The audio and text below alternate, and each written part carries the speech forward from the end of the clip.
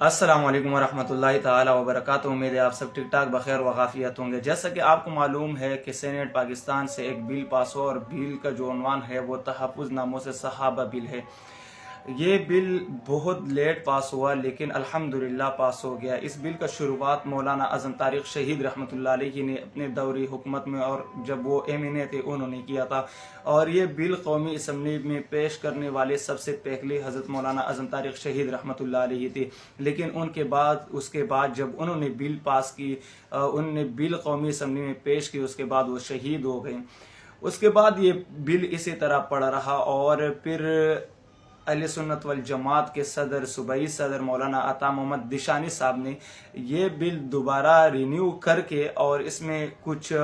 اور وضاحت کر کے، کچھ اور الفاظ ڈال کر، پھر انہوں نے یہ بل حضرت مولانا عبدالاکبر چترالی کے ہاتھ میں دیا، اور اب مولانا عبدالاکبر چترالی صاحب نے وہ بل قومی اسمبلی میں پیش کی۔ اور بل کے لیے یہ جگہ بنانے والے، ماحول بنانے والے وہ مفتی عبدالشکور صاحب تھے، اور یہ بل پاس بھی ہو گیا وہاں سے۔ لیکن پاس ہونے کے بعد بالکل قریبی عرصے میں حضرت مولانا عبدالشکور صاحب وہ شہید ہوئے، جب انہوں نے اسلام آباد سینٹر میں ایک بہت بڑے مجمع سے خطاب کیا کہ یہ بل پاس کرنے والے، اس کے لیے ماحول بنانے والے وہ میں ہی تھا، لیکن اس کے بعد وہ شہید کر دیے گئے ہیں یا شہید ہو گئے، لیکن وہ شہید ہو گئے، اور یہ افسوسناک واقعہ پیش آیا جس کی وجہ سے بل پھر سینیٹ میں پیش نہیں کیا گیا۔ اس کے بعد تقریباً 5-6 دن پہلے اسی بل کو سینیٹ میں پیش بھی کیا گیا، اور پیش نہیں کیا گیا بلکہ بل کو پچھلے دنوں میں یہ بل سینیٹ میں پیش ہوا، اور سینیٹ میں پیش ہونے کے بعد یہ بل پاس بھی ہو گیا۔ اب اس بل کا فائدہ کیا ہے؟ سب سے پہلے میں آپ کو یہ بتا دوں کہ جب پہلے صحابہ رضی اللہ تعالیٰ عنہ اجمعین کی شان میں گستاخیاں ہوتی تھی تو ہم FIR نہیں درج کروایا کرتے تھے، ہم FIR کٹوا بھی نہیں سکتے تھے، کیونکہ ہمارے پاس ایسا قانون نہیں تھا کہ جو صحابہ رضی اللہ تعالیٰ عنہ اجمعین کی ناموس کے لیے ہو۔ ایسا کوئی قانون ملک پاکستان میں نہیں تھا۔ ایک عام سا شخص، ایک عام سا انسان جس کے شان میں آپ گستاخی کرے، اس پر تو 3 سال کی سزا تھی، اس کے سوا اور جرمانہ بھی تھا۔ لیکن صحابہ رضی اللہ تعالیٰ عنہ اجمعین جو امت مسلمہ کے محسن ہیں، ان کے لیے کوئی قانون نہیں تھا۔ پھر اس کے بعد یہ قانون بن گیا، اور الحمدللہ یہ قانون جب سے بنا، اس سے فائدہ یہ ہوگا کہ جیسے انجینئر علی مرزا جو ہیں، وہ JLM کے رہنے والے، وہ حضرت امیر معاویہ رضی اللہ تعالیٰ عنہ کی شان میں گستاخی کرتے ہیں، اور کلم کلا گستاخی کرتے ہیں۔ اسی طرح بہت سارے جو آپ ایک فرقہ اس چیز کی وجہ سے مشہور بھی ہیں کہ وہ صحابہ رضی اللہ تعالیٰ عنہ اجمعین کے شان میں گستاخیاں کرتے ہیں اور کلم کلا کرتے ہیں۔ لیکن ہم کیا تھے کہ ہم جب FIR کٹوانے جاتے تھے تو ہمارے پاس ایسا قانون نہیں تھا، جو پکڑ میں وہ پکڑ میں آ جاتے تھے۔ الحمدللہ اب قانون بن گیا۔ قانون میں یہ شقیں ہیں کہ کم سے کم ان کو سزا ہوگی 5 سال، اور پھر 10 سال کی سزا بھی ہیں، اور اگر گستاخی سخت ہوئی تو اس میں پھر سزائے موت بھی ہے، عمر قید بھی ہے۔ الحمدللہ یہ پیش ہوا، اور پیش ہونے کے بعد یہ پاس بھی ہوا۔ میں اپنی طرف سے تمام امت مسلمہ کو خراج تحسین پیش کرتا ہوں، بالخصوص ان شہداء کے بچوں کو، ان شہداء کو جو آج قبروں میں پڑے ہیں۔ اس وجہ سے ان کا مشن یہی تھا، ان کا قصور یہی تھا کہ وہ چاہتے تھے کہ ملک پاکستان میں صحابہ کے ناموس کا عزت ہو، تحفظ ناموس صحابہ کو، یہاں پر کوئی امہات المؤمنین کے شان میں کوئی گستاخی نہ کرے، کوئی اہل بیت کے شان میں گستاخی نہ کرے، کوئی صحابہ رضی اللہ تعالیٰ عنہ اجمعین کے شان میں گستاخی نہ کرے، اور کوئی خلفائے راشدین کے شان میں گستاخی نہیں کرے۔ لیکن وہ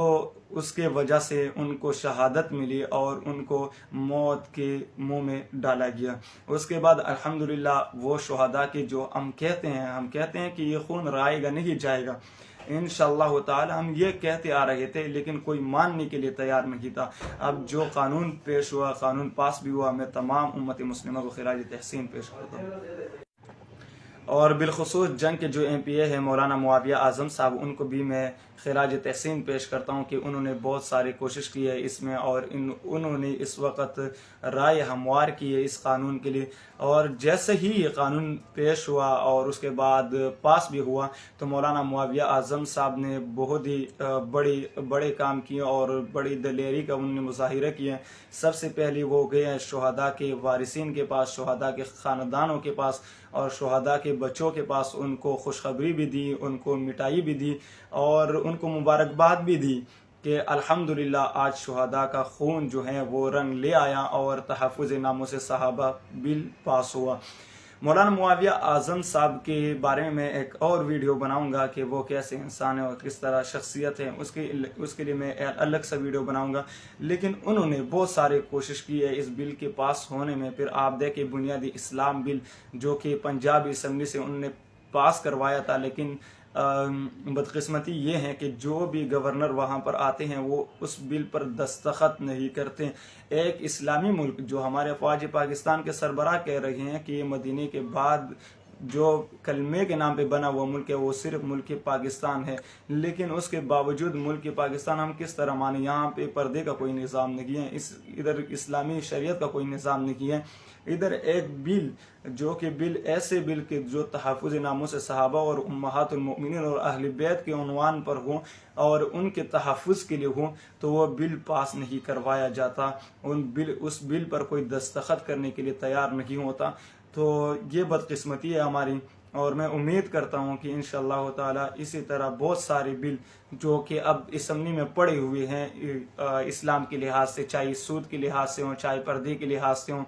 چاہے ملک پاکستان میں شریعتی نظام کے حوالے سے ہوں، اسی طرح بل ابھی پڑے ہوئے ہیں اور انشاءاللہ امید ہے کہ وہ بل بھی عنقریب پاس ہوں گے. اور میں امید کرتا ہوں اور دعا گو بھی ہوں اللہ تعالیٰ سے کہ وہ بل پاس ہو.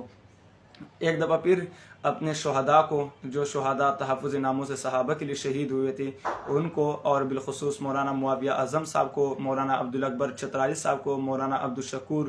صاحب کو جو کہ شہید ہو چکے ہیں، ان کو روح کو مخاطب کرنا چاہتا ہوں اور ان کو خراج تحسین پیش کرنا چاہتا ہوں. اور اس کے علاوہ جو ہمارے صوبائی صدر ہے مولانا عطا محمد دشانی صاحب کو، ان کو